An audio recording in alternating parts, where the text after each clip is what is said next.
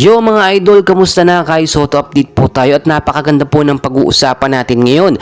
Japan B-League, wala po munang balak pakawalan si Kai Soto at handang-handang bigyan ng kontrata next season sa Yokohama B Corsair, no? Para po sa ikauunlad ng kanyang laro at exposure na rin sa team. At ito pa mga kaibigan, Kai Soto top 1 center po dito sa Japan B-League na meron pong consistent play nitong mga nakaraang game.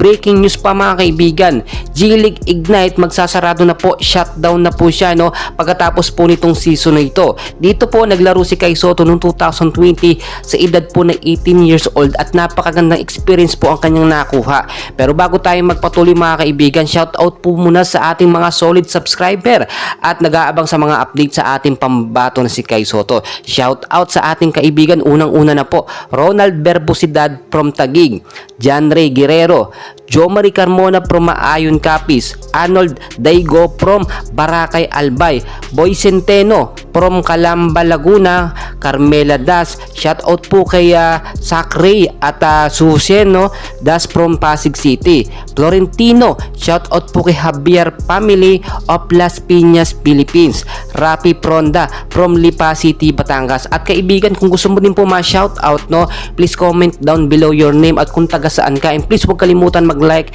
and subscribe, no, for more Kai Soto updates. Maraming salamat mga kaibigan po. Inaasahan na po talaga natin ito na hindi na siya pakakawalan pa na Japan B-League matapos kasi yung consistent play na naipakita ni Kai Soto dito nga sa Yokohama B Corsair. Hindi lamang yung tatlong sunod-sunod na pagkapanalo nila, bago pa po yun, no, o bago pa siya maglaro sa FIBA nitong mga nakaraang buwan. At kung titignan po ninyo, siya yung big man na may consistent play na ngayon. Dati po kasi hindi ganito maglaro si Kai Soto, pero dahil sa napakagandang estratehiya at pagbibigay ng mahabang playing time ni Coach Aoki Taketo ng Yokohama, ay naipapamalas ni Kai Soto yung kanyang full performance at yung kanyang magagawa. Kung matatandaan po ninyo, gusto talaga ng Japan B-League na bago umalis dito sa liga si Kai Soto at lumipat mag-gain po ng 15 pounds of muscle para handang-handa na sa balyahan at sa mga crucial game, which is inaasahan natin, no, isang kontrata lang si Kai at hindi na siya magre-renew.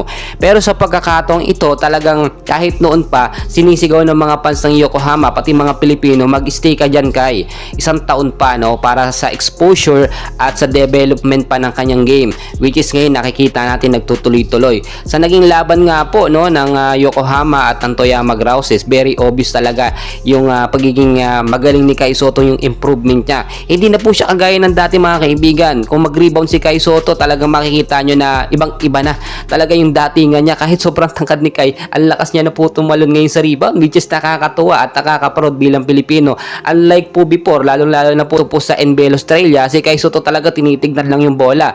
Bakit ka mo, no? Syempre, bibigyan ka ng minuto. Nga paglalaro, ilang minuto lang, siguro 1 to 3 minutes lang, okay na, tapos labas na agad.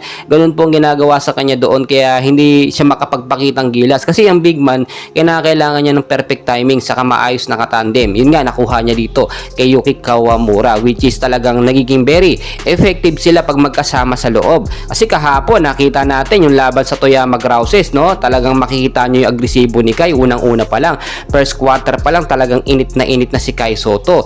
Talagang mas nagiging agresibo siya pag nakakahawak ng bola. Pero pag once naman nakuha niya yung rebound, no, automatically pasa sa kakampi, hindi niya binabakaw. Ang pinaka-forte ni Kai, papasok sa ilalim, kukunin yung bola, mag-aabang doon sa point guard, napasahan siya, then ayun na po, si Kai Soto na ang bahala. Basta yung depensa panataliin lamang. Marami ding nakapansin na kapag si Kai Soto po ay nilalabas ni Coach Taketo, kahit si Coach napansin niya po yun, nakakalamang po or nakakahabol yung kalaban kasi nga walang nakabantay na poste, no, o pader dyan na haharang sa mga 3-pointer o sa mga scoring machine po ng kalaban, which is si Kai Soto lamang po ang nakakagawa. As of now po kasi si Kai Soto talaga ang top 1 center po dito sa Japan B-League na may consistent play. Sa taas po ng 7-footer niyan ay talagang bibihira po yung ganitong klaseng big man. So kung makikita nyo rin, kaya todo suporta po ang mga Pilipino dahil malaki yung chance talaga na si Kai Soto mag-improve pa sa mga susunod na taon or dito sa season ng Yokohama B Corsair. At yung sinasabi natin na pagpasok nila or may chance na makapasok ng Yokohama sa playoffs, hindi po imposible mga kaibigan. Ilang games lamang kinakailangan nila. Kung di po ako nagkakamali, 12 games ang dapat pa nilang ipanalo, no, para makapasok na at magkaroon ng sure slot sa playoffs. Tapos meron pa silang 17 games na inaabangan.